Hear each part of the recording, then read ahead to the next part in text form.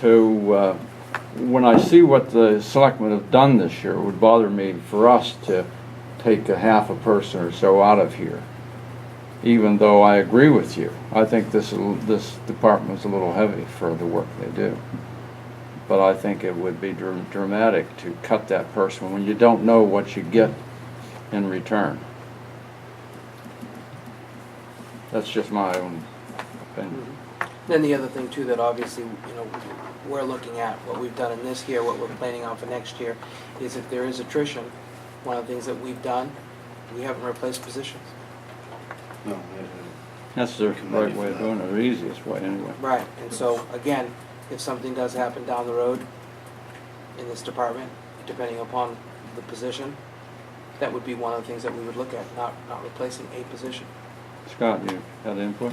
Just to follow up on Selectman Genevieve's comment, the board and I looked at every single position in town government, and there was a great deal of discussion about whether or not to change from a full-time building inspector / code enforcement officer to a part-time code enforcement officer. And in the end, the board decided they were going to reduce the clerical side of the staff and keep the professional staff in place. It was very seriously discussed. And I can say that about every position in this budget. There was a discussion. Yeah, what you're getting here is a different perspective is all, and I think that's useful for someone else to hear. Now, what about moving on to the Planning Commission, so we can let these guys get on with their evening?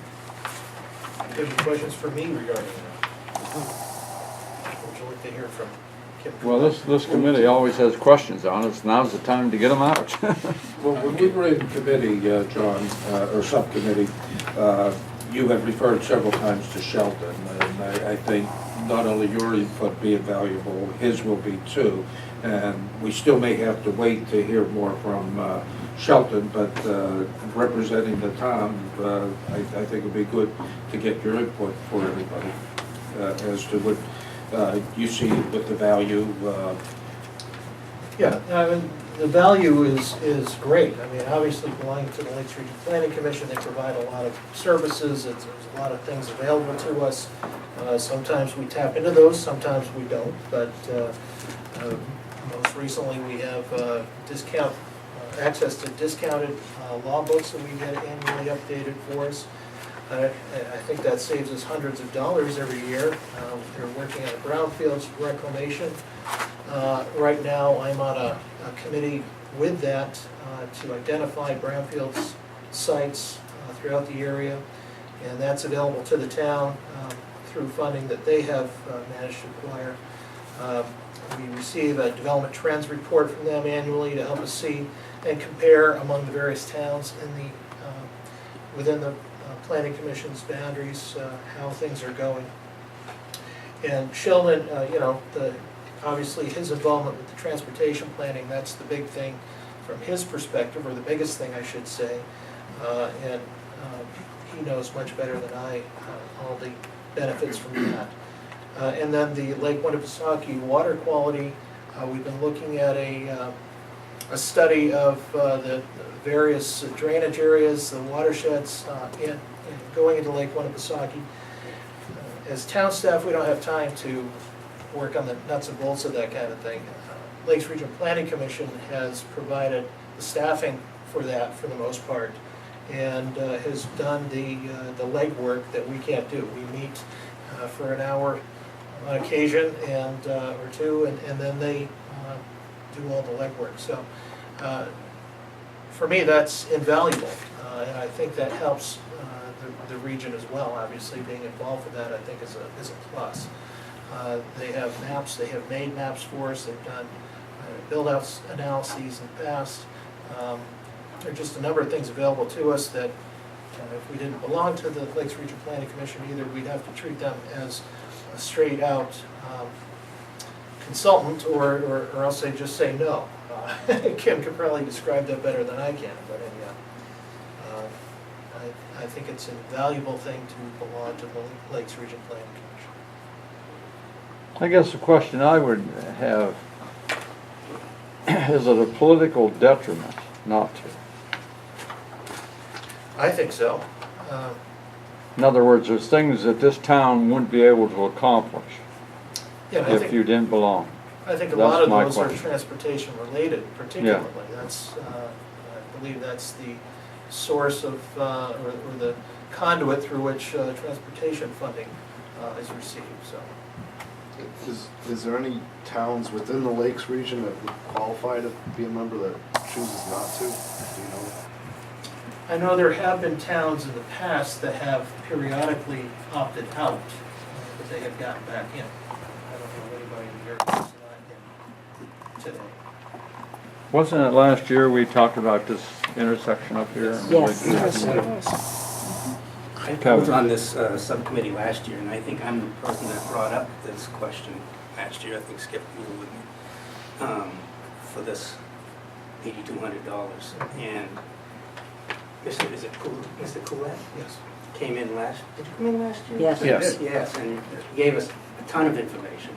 And I think we came to the conclusion that, and one of the most conservative people on this committee last year agreed that for the services we get, for the $8,200, it's actually a good deal. So, and I think we'll probably find the same thing this year if we get into it again. Did I'm guessing that the selectmen looked at this number too. When you're cutting staff, my guess would be you would have preferred to cut LRPC. You And said yet, that- in the face of cutting staff back, you decided to keep LRPC. So there's, I just want you to confirm that you looked at this specific services they provide and made that same analysis that we're going through right now. I don't know if there was a question there or not, but I'll make a Let me put a statement. question mark on that last thing. Yeah. Did you analyze the LRPC value to us and determine that it needed to be in the budget? The answer to that question is yes. What question did you think I failed to ask?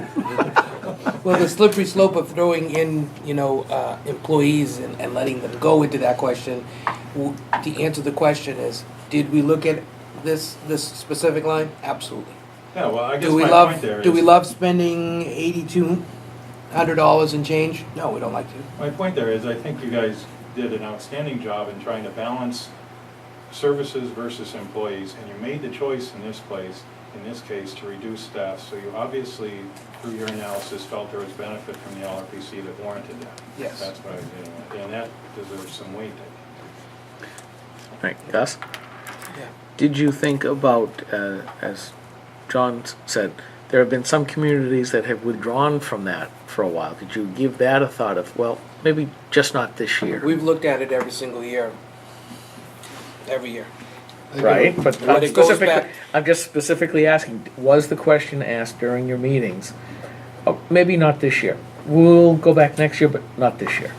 I don't know. I don't know in the years past. All I can tell you is that me personally, and I can only speak for myself, is every year that this comes up, I always look at it and go, I wish we could get out of it. Maybe we can get out of it. And then it all goes back to what Kevin just said, is when we start looking at the services that they provide for us, what the benefit is to it, it outweighs the $8,200. I do not like spending the $8,200, to be clear. We wish we didn't have this other layer. We wish that we could get all the services that the Lakes Region Planning Commission offers us at no rate. We all wish that. We wish it didn't exist. We wish that we could just get it directly. But it does exist. They do funnel information. They do provide services that helps us to get more than $8,200 in services, products, or however you want to say it. Follow-up question to both Gus and John.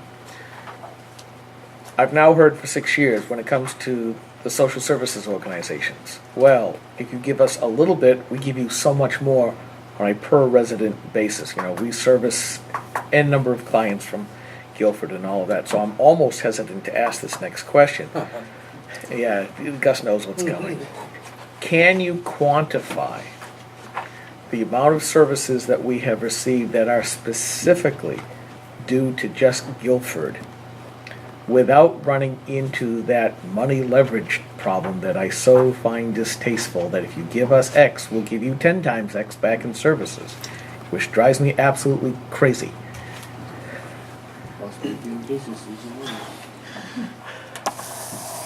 You know, I've never looked at it that way, you know, if we give, I don't think that's what we do. I think, because I realize that it costs a certain amount to be a member of the commission. I don't think I have ever looked at it from the perspective of, hey, if we give them, you know, because if we gave them twice that much, I don't think we get twice that much money back from them, or twice that many services necessarily. So, you know, I think this is how they have calculated an appropriate rate to charge various towns. It's based on, and Mr. Collette can explain this better than I, but it's based on population and a number of other things. And this is how our rate comes out. Now, whether we get our dollar value out of that or not, I think we do. I think that's, again, I think that's been borne out every time. Well, Could our guest- can you prove that? I don't think you can. I can't. Could our guests give us an input on what is the detriment of not belonging to your association or your? May I start, Mr. Chairman? Yeah. Thank you.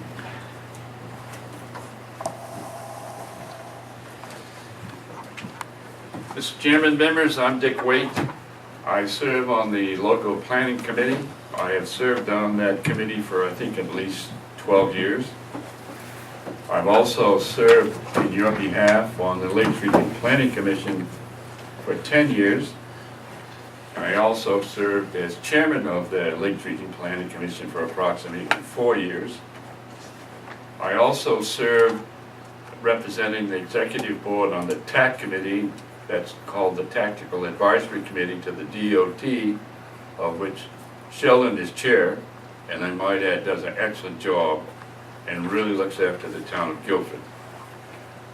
Tonight I'm here only to help Kim, and with your permission, Mr. Chairman, I would like to submit some additional information because of the short-term notice that we had to the members who might assist you as we go through the evening. Would that be okay? Fine.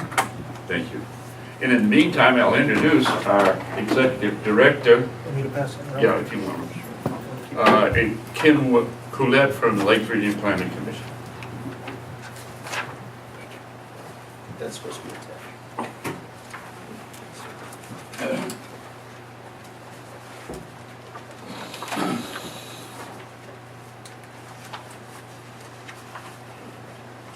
think you might write out, so I'll let them have a copy.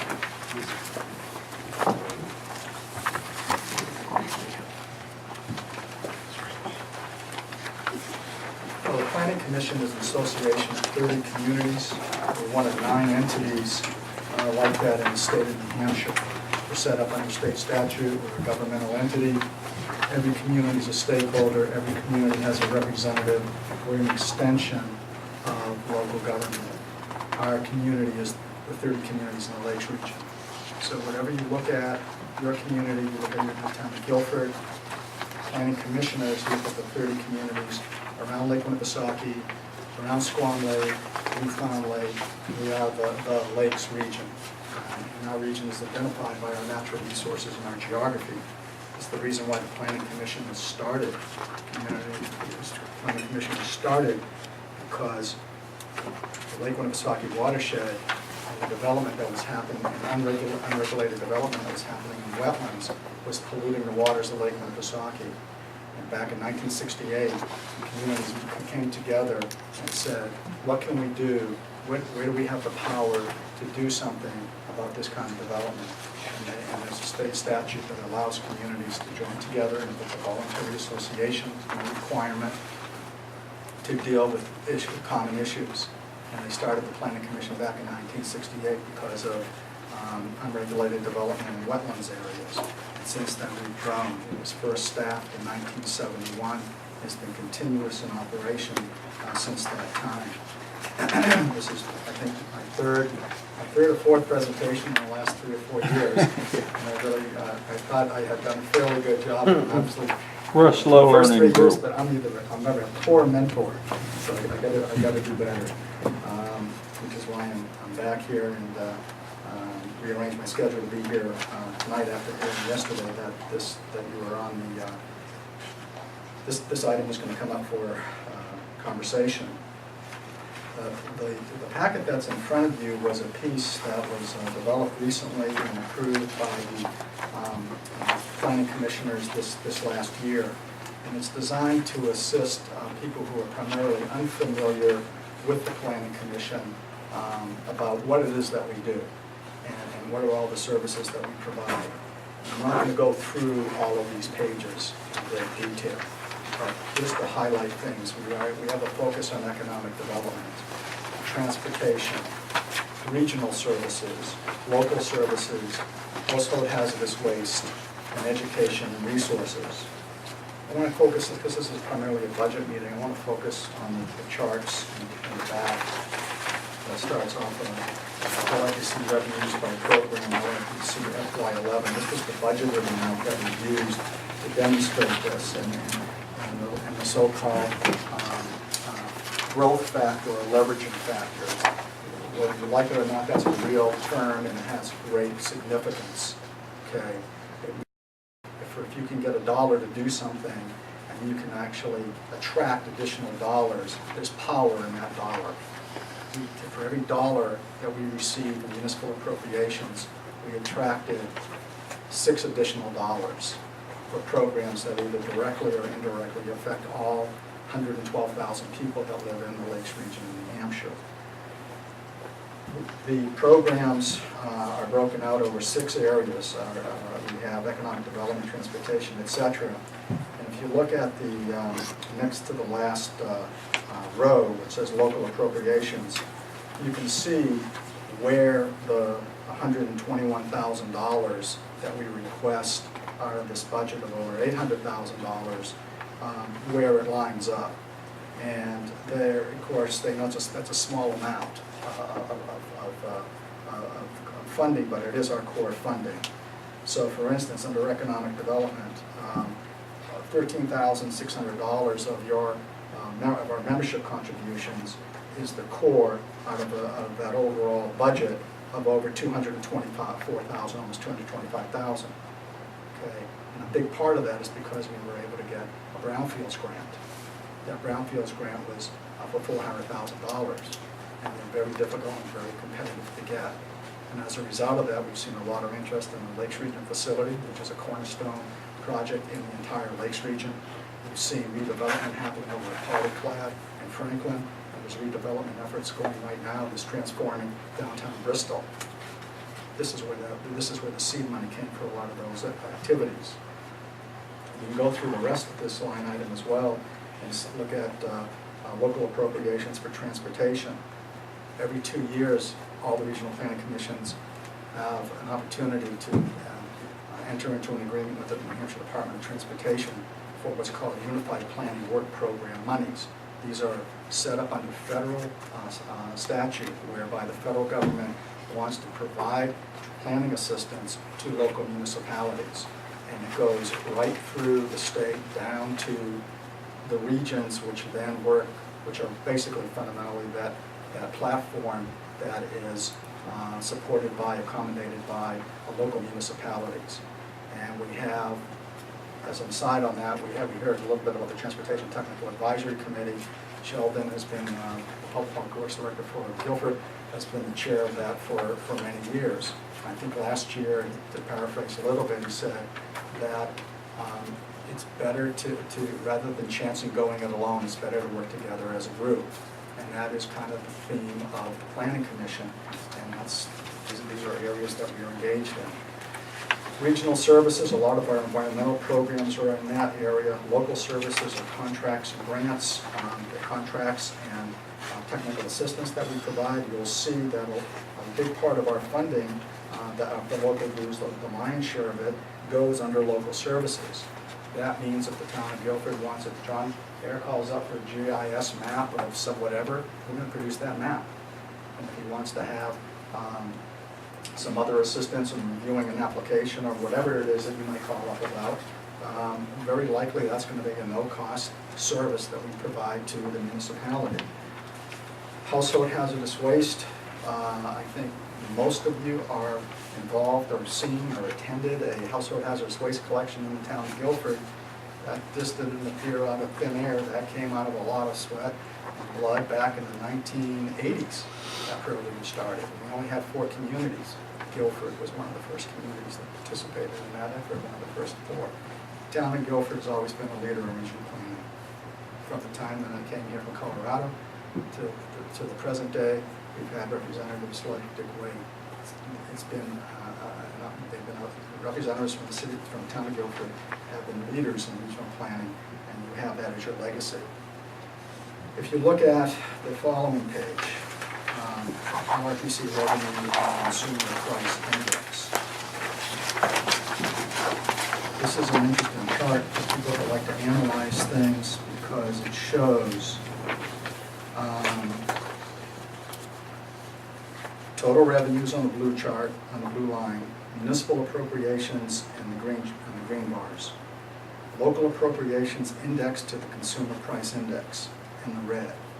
Okay, so if we were to take from the 1982-1984 average, move forward through 2010, you would see that we've not kept pace with the consumer price index, even though it's a policy of the Planning Commission to increase local appropriations. The planning commissioners, led by the executive board, have been sensitive to fluctuations in the economy. And have felt, as they did this year, as they did with the budget before you right now, they cut 5% off of our local appropriations. Over my objection. I said, we've struggled to get up to $123,000, $124,000. But in recognition of extreme hardship, maybe unprecedented times, I don't know, we've had some very challenging times in the past.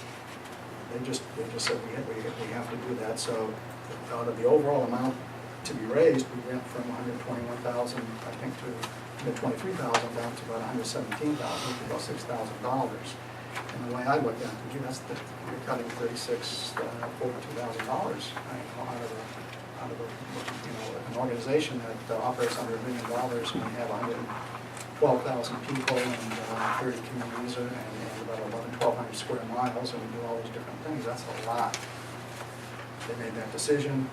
The numbers are reflected in the overall appropriations the way it's done by a formula. The formula, very briefly, is based on a community's percent share of population plus the community's percent share of equalized valuation overall compared to all 30 municipalities. There's a regional share, that average, and that's applied towards the amount that you want to raise. And so it's that percentage times that, and that's how you get your number. The following the page that basically shows. Excuse me? Before you go on to the next page, on the bar graph, the total revenues in blue. What I'm imagining that those are coming from different grants.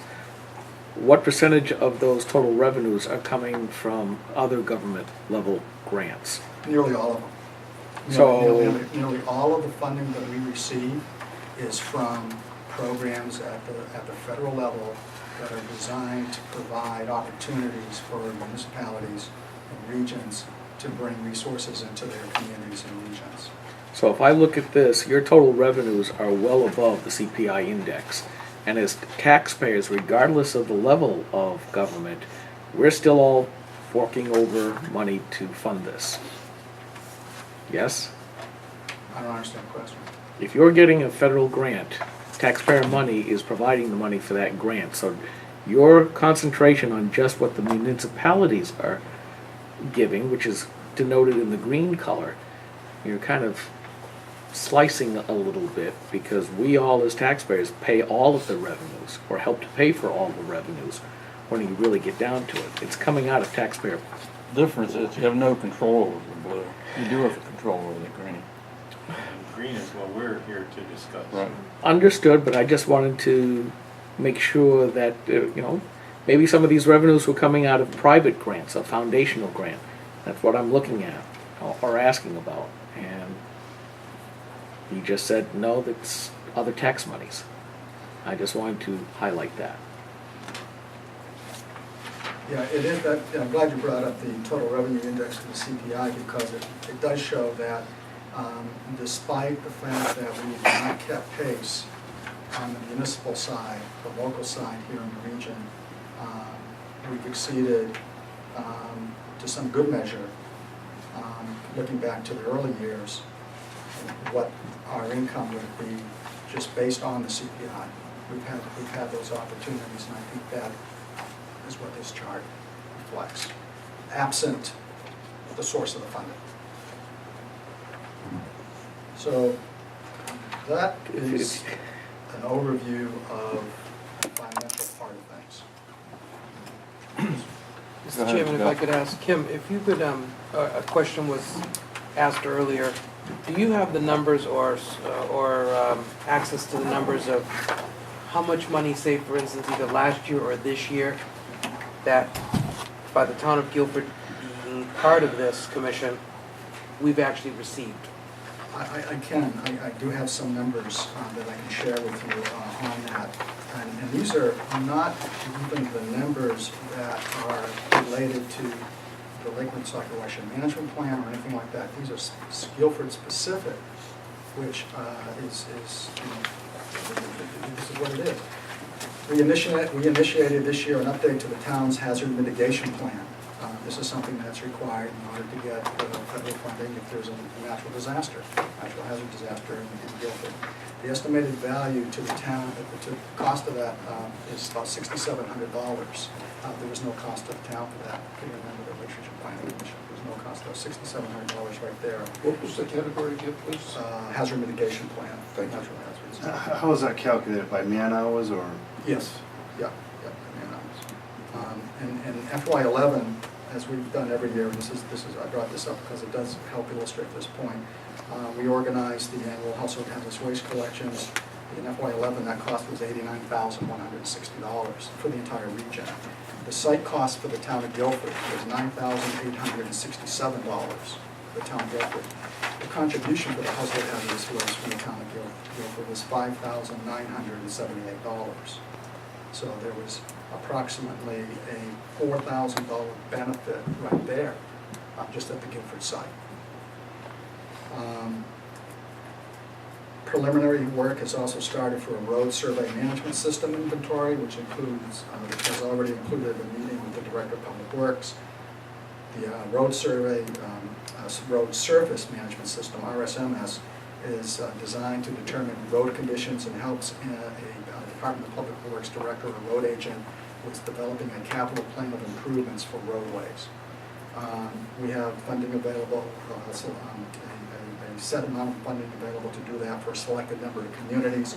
Guilford raised their hand saying that they were interested. That's the estimated value is about $4,000. There's no cost to the town for that. And that's just, you know, we're a regional planning commission, but we also provide local services as well. So here, those are just, I think, answer some of that question. I guess my general conclusion, because we appreciate your input, but same conclusion I came to last year. I mean, one of the key words I heard him say was state statute. We have a system, this is my interpretation, I could be wrong, we have a system that we have to live with, whether we like it or not. If we exit that system, we're likely to be penalized. We're not going to gain something that being part of the funnel from the state and so forth, we're likely to gain if we're in the system. So whether we like it or not, we're sort of stuck with this. If you want to get out of this, you get the legislature to drop it off of being a statute. That's my view. I mean, I think the chances, if you exit this, the chances of Guilford being hurt are greater than being helped. That was my conclusion last year, and I'm relatively conservative, but I mean, it just seems to me like you have a system you got to live with. If you don't live with it, you got to change the system, because we're going to get hurt.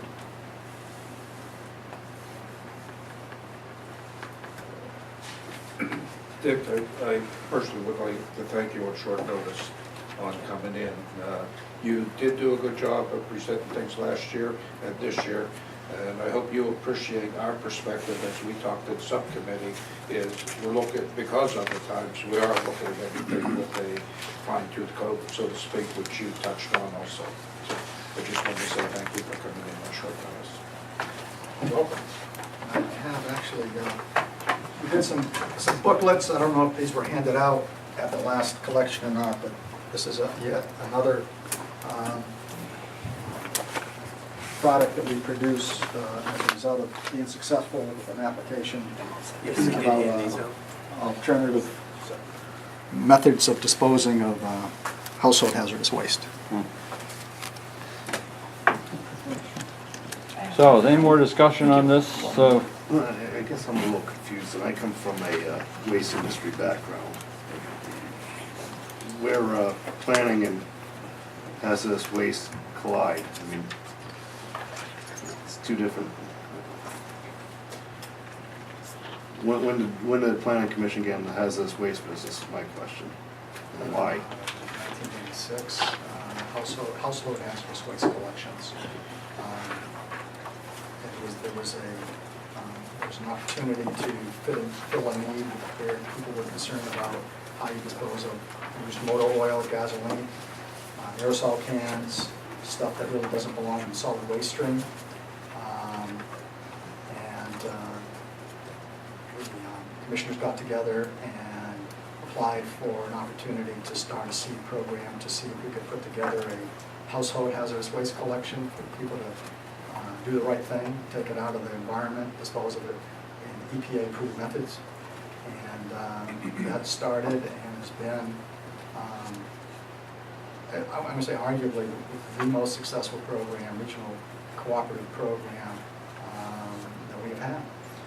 I guess my question, I mean, is you're competing with private industry in this market here.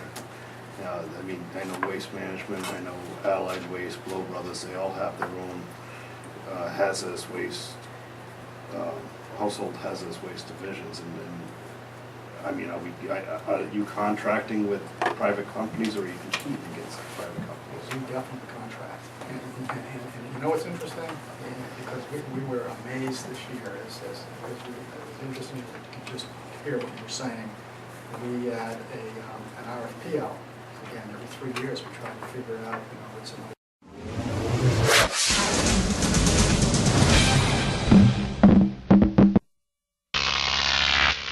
Croc TV.